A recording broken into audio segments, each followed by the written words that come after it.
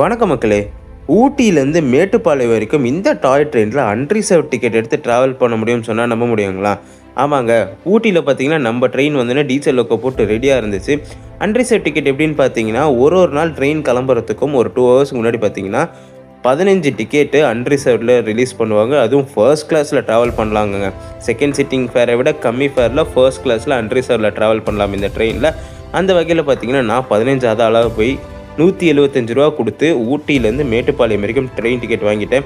இந்த ட்ரெயினோட ரூட்டு பார்த்தீங்கன்னா உதகமண்டலம்லேருந்து கிளம்பி லவ்டேல், கேடி, அரவங்காடு, வெல்லிங்டன், குன்னூருக்கு அப்புறம் லோக்கோ சேஞ்ச் பண்ணி ரயின்மேடு, ஹில்க்ரோவ், அதிரலே, கல்லாறு வழியாக மேட்டுப்பாளையம் ரீச் ஆகுதுங்க.